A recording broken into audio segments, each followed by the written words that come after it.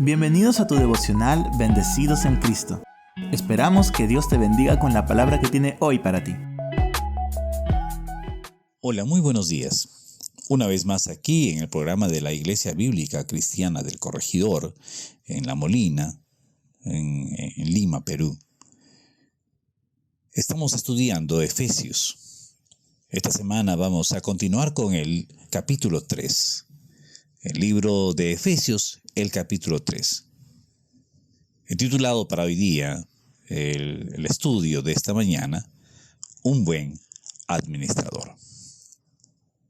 Un buen administrador. Un buen administrador definitivamente es aquella persona que puede sacar adelante una empresa, puede sacar adelante y hacer prosperar un negocio, puede conducir con mucha capacidad una provincia, una región, un país. Un buen administrador hace esas cosas. ¿Qué hace un buen administrador cuando las cosas van mal? De acuerdo a lo que vemos en el contexto, muchas veces renuncia, deja el trabajo. Cuando las cosas van mal, entonces el administrador muchas veces toma decisiones que no quisiera tomar, en el sentido de que no tiene las armas o no tiene la capacidad para sacar adelante la empresa. Resulta que cuando veo el capítulo 3 de Efesios, el verso 1 al 7, encuentro al apóstol Pablo ejerciendo justamente una administración que inclusive la ejerció en momentos muy difíciles. Es más, en los momentos difíciles, él no renunció. En el versículo 1 del capítulo 3 va a decir: por esta causa, yo Pablo, prisionero de Cristo Jesús, por vosotros los gentiles. Este administrador está pasando por momentos difíciles. Y dentro de los momentos difíciles que pasa, él describe que está en la cárcel. Pablo no solamente estuvo en la cárcel, como que de repente se menciona aquí. Pablo pasó por muchos momentos difíciles. No era muy bien visto en los demás. Fue echado varias veces de algunos pueblos, algunas ciudades. En un momento, inclusive, lo sacan fuera de la ciudad y lo apedrean. En otro momento lo confunden tanto de que hacía tan buenas cosas o hablaba tan bonito, de que querían presentarle ofrendas y lo confundieron con los dioses griegos de aquellos tiempos, en el tiempo romano. Muchas veces va a ser mal visto, mal entendido. Y Pablo se dice a sí mismo, de sí mismo, él dice, como yo soy un embajador en cadenas por el Evangelio. Y Pablo estaba preso por el ministerio de Cristo. Y no solamente eso, que todos los sufrimientos lo identifican más con la muerte y la resurrección de Jesús, haciéndose partícipe de sus sufrimientos. O sea, la administración de Pablo no fue siempre en momentos buenos, en un contexto bueno. Es más, ahora que describe que está en la cárcel, incluso estuvo tanto tiempo en la cárcel que también murió en la cárcel. Pero su preocupación, la administración que él tenía, el encargo que había recibido, eran los gentiles. Los gentiles eran la preocupación y el motivo de estas palabras que escribe. Pero a su vez era la única razón también de su encarcelamiento y sus prisiones, porque dice ahí en el verso 1, ¿no? Cuando miramos nuevamente, dice: por vosotros los gentiles, estoy prisionero por ustedes. Estaba preocupado por los gentiles, pero era la razón por la cual estaba preso. Eran los gentiles. Aunque no vamos a hacer todo un estudio, pero muchas veces el trabajo por el cual estás realizando, la administración que estás ejerciendo, muchas veces es el motivo también de malos entendidos. Es el motivo también por el cual tienes que rendir cuentas. Y muchas veces por el cual has sido hallado falto. Hoy día vemos esto, la administración pública, por ejemplo. ¿No es cierto? Es posible que quieran hacer cosas buenas, pero también aprovechan de su posición, de su lugar, para hacer cosas malas. Cosas que están moralmente malas.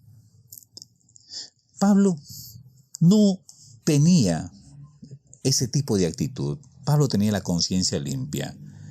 Al contrario, haciéndole bien, más bien sus enemigos, haciendo bien a los gentiles, sus enemigos, que eran los judíos, le calumniaron y le metieron en la cárcel. Pero no solamente eso, las cárceles, las prisiones de Pablo eran secundarios para él, con tal de cumplir la administración que había recibido, el llamado que había recibido. ¿De qué? ¿Cuál era su llamado, la administración? En segundo lugar, lo que vemos aquí era que era un buen administrador de la gracia. Esta gracia tiene que ver con el Evangelio. Su llamado era justamente de abrir y llevar el Evangelio a los gentiles. Por esto fue arrestado, por esto fue a la prisión. Ahí escribe justamente esta carta desde la prisión, precisamente por querer mostrar, o en todo caso enseñar, que en el misterio que vamos a ver en el punto siguiente, todos pueden participar de la iglesia, pero fue acusado porque llevó aparentemente a un gentil al templo. Por eso los judíos lo querían matar y por eso los judíos empezaron a juzgar. Menos mal que fue salvado de la turba por los soldados romanos. Todo esto que estamos viendo aquí indica que Pablo había recibido un encargo de poder administrar la gracia de Dios. Esa gracia, como les digo, consistía en predicar el Evangelio y la salvación a los gentiles. Una gracia especial que se le concedía a partir de la venida de Jesús, a partir de la muerte de Jesús, se le concede al mundo gentil. Una gracia maravillosa que se nos concede ahora a nosotros para poder alcanzar también la salvación y la pertenencia de un pueblo glorioso y maravilloso como es la iglesia. No solamente él era administrador de la gracia de Dios y un buen administrador de la gracia de Dios, sino también era un buen administrador de los misterios de Dios. Ahora, un misterio es algo que no fue revelado, no fue sacado a la luz, pero que ahora, a ese momento, empieza a ser revelado. Por ejemplo, ¿cuál es el misterio que empieza a revelarse? Cuando vemos nosotros en la Biblia, en Colosenses capítulo 4, verso 3, va a decir: oren también por nosotros, para que el Señor nos abra puertas y prediquemos la palabra, para que demos a conocer el misterio de Cristo, por el cual también estoy preso. En otras palabras, uno de los misterios que encontramos en la Biblia, en Colosenses 1:26, va a decir: el misterio que había estado oculto desde los siglos y edades, pero que ahora ha sido manifestado a sus santos, a quienes Dios quiso dar a conocer las riquezas de la gloria de este misterio entre los gentiles, que es en Cristo Jesús, la esperanza de gloria. Está indicando aquí que el primer misterio que empieza a revelar Pablo es la palabra de Dios. Había estado oculto desde los siglos y edades. Ahora la palabra de Dios está completa. La palabra de Dios no estaba completa en aquel tiempo, pero cuando él empieza a ejercer el ministerio, ya la revelación empieza a completarse. Es más, él es el que escribe la mayoría de los libros del Nuevo Testamento, como ya develando los misterios que estaban ocultos antes. El otro misterio es lo que acabo de leer en Colosenses 3, el misterio que es Cristo mismo. Demos a conocer el misterio de Cristo. En otras palabras, el misterio es Cristo mismo, que tampoco había sido revelado, y en quien están escondidos todos los tesoros de la sabiduría y del conocimiento. Y otro de los misterios que encontramos en la Biblia es la iglesia. O sea, ese misterio se centra y se reduce en todas las cosas reunidas bajo y en Cristo, incluidos judíos y gentiles. Y allí entra la iglesia. ¿Quiénes son los beneficiarios de este misterio? Usted y yo. Los judíos y los gentiles. Y si yo soy un administrador, entonces tengo que ser un administrador en los momentos malos, en los momentos difíciles, y tengo que ser un buen administrador de la gracia que se me ha sido encargada, que es el Evangelio, y también de los misterios que Dios me ha entregado, que es su palabra. ¿Cómo administra su palabra? Que es Cristo mismo. ¿Cómo das a conocer a Cristo? ¿Y qué es la iglesia? ¿Cómo consideras tu iglesia? ¿Cómo cuidas tu iglesia? ¿Y cómo amas tu iglesia? ¿Eres un buen administrador? ¿Te parece si oramos? Señor, quiero darte gracias, porque nos permites también, Señor, en esta hora, estudiar tu palabra y aprender en tu palabra y de tu palabra que debemos ser buenos administradores. Un buen administrador en momentos difíciles, un buen administrador de tu gracia y un buen administrador de los misterios.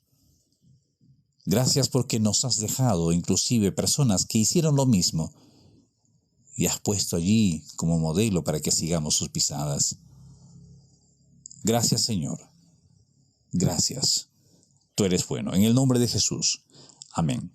Que Dios te bendiga. Mañana continuamos con el capítulo 3 del libro de Efesios. Hasta mañana. Has escuchado nuestro devocional Bendecidos en Cristo. Si deseas ver más de nuestro contenido, puedes hacerlo a través de nuestras redes sociales.